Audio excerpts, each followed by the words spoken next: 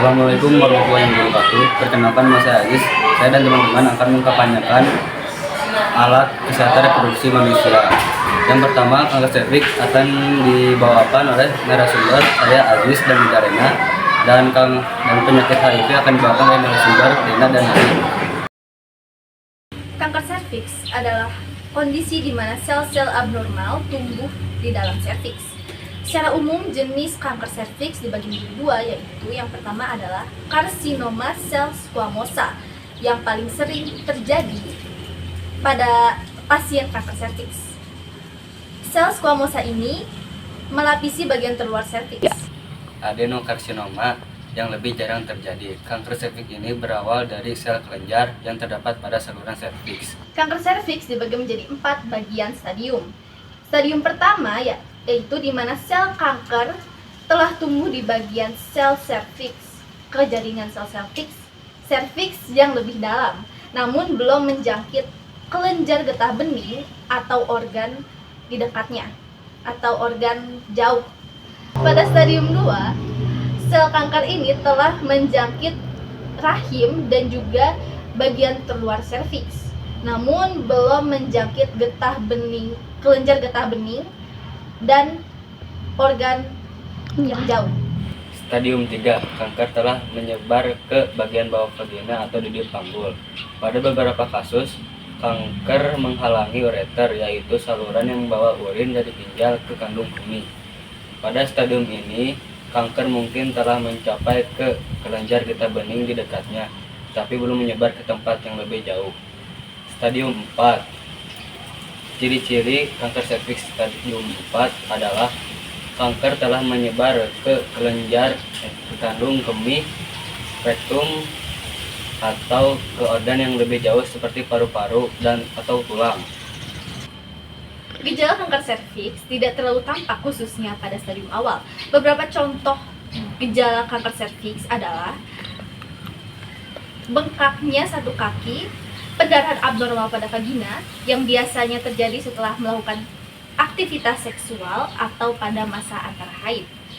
Lalu konstipasi kronis yang merasa seperti adanya tinja meskipun sudah buang air besar, dan juga keluarnya urin dan tinja dari vagina. Rasa nyeri dari panggul bagian bawah atau pelvis, rasa nyeri saat berhubungan seksual, dan keluar cairan dari vagina. Penyebab virus kanker serviks salah satunya adalah virus papillomavirus atau juga bisa disebut HPV. Namun, bisa diingat bahwa tidak semua wanita yang terjangkit virus HPV ini akan menderita virus kanker serviks. Ada ratusan jenis dari virus HPV ini.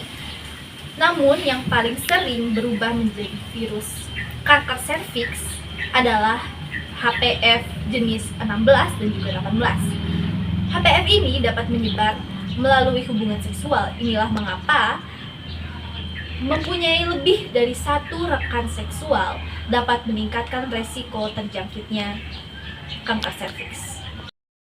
Beberapa faktor kanker serviks adalah: yang pertama, Anda atau pasangan seksual Anda memiliki riwayat berganti pasangan seksual. Kedua, aktivitas seksual pertama pada usia muda adalah di bawah usia 20 tahun. Yang ketiga, melahirkan lebih dari 5 anak atau di bawah usia 17 tahun.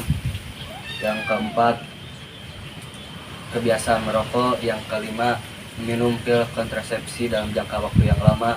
Yang keenam, obesitas berlebihan atau kelebihan berat badan. Adapun beberapa cara untuk mencegah kanker serviks, diantaranya adalah untuk menjaga pola hidup sehat seperti tidak merokok, menjaga hubungan seksual, makan makanan yang sehat, dan juga dengan mendapatkan vaksin HPV. Dan beberapa cara untuk mengobati kanker serviks adalah dengan melakukan terapi pisau partikel, terapi intervenal vaskular, dan juga krioterapi. Human Immunodeficiency Virus atau HIV adalah virus patogen yang melemahkan sistem kekebalan tubuh manusia. HIV menginfeksi sel CD4 yang merupakan sistem kekebalan tubuh manusia. HIV dapat menyebabkan AIDS yang mengganggu kemampuan tubuh kita. Infeksi virus ini juga dapat ditularkan melalui kontak dengan darah yang terinfeksi, air mani, dan vagina.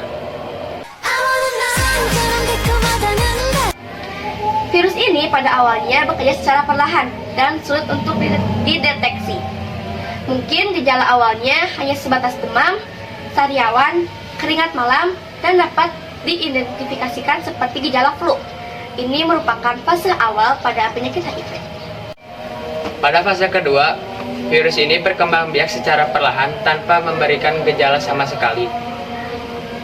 Pada fase ketiga, sistem kekebalan tubuh manusia sangatlah lemah, sehingga virus dan kuman-kuman di sekitar kita dapat dengan mudah masuk ke dalam tubuh manusia tanpa adanya perlawanan.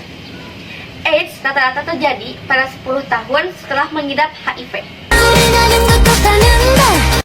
Penyebab terjadinya penyakit HIV yaitu sering bergonta-gantinya pasangan, berhubungan seksual tanpa alat pengaman, dan penggunaan jarum suntik yang sama pada orang lain. Gejala HIV pada pria maupun wanita perlu didiagnosis secara medis.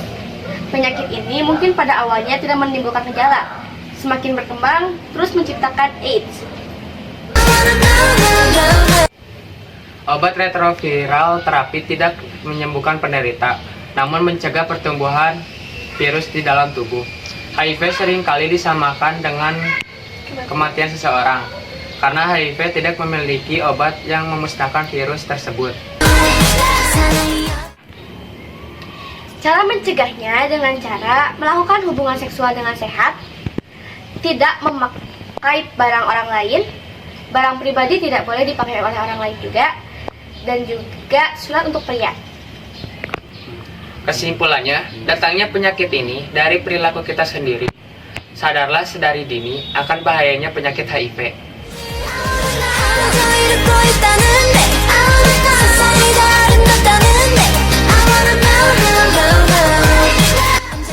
Sekian dari kampanye kami. Bila ada kekurangan dan kesalahan, mohon dimaafkan. Sekian dari kami. Wassalamualaikum warahmatullahi wabarakatuh.